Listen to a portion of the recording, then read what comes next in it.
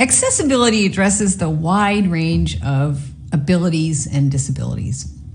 It's also important to understand that it's not uncommon for an individual person to have multiple disabilities and for abilities to change.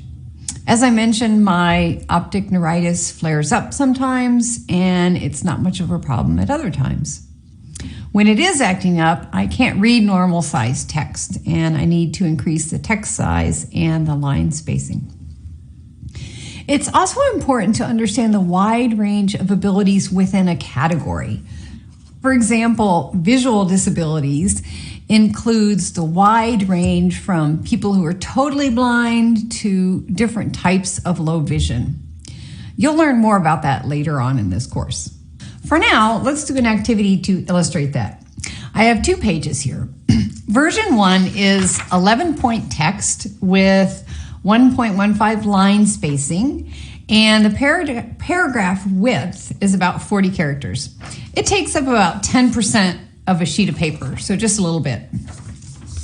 Version 2 is large print. It's about 26-point type, double line spacing, also has a width of about 40 characters, but because the text is so large, the exact same text, the same content, takes up the entire page.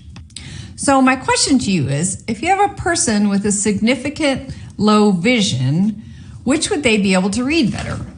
Version 1 with a small print, or version 2 with the large print? Well, you probably said version 2.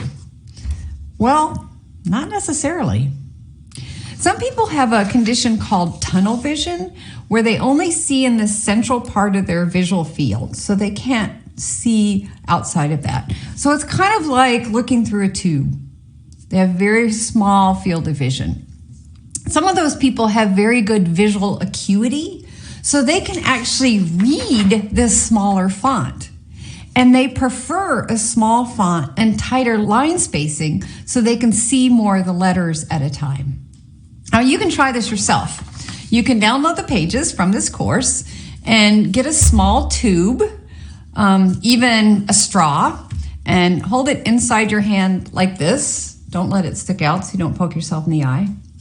And just try it and read through the straw and see how much easier it is, if you have good visual acuity, to read the smaller text than it does to read the big text.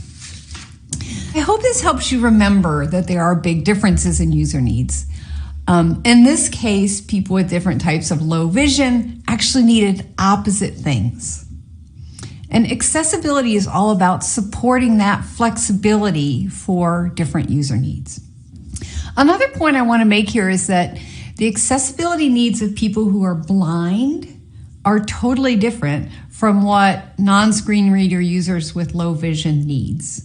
So even though they're often categorized together just under visual disabilities, they're very different needs. And also, by the way, there are millions more people who have low vision than are blind. And you'll learn more about this in later modules.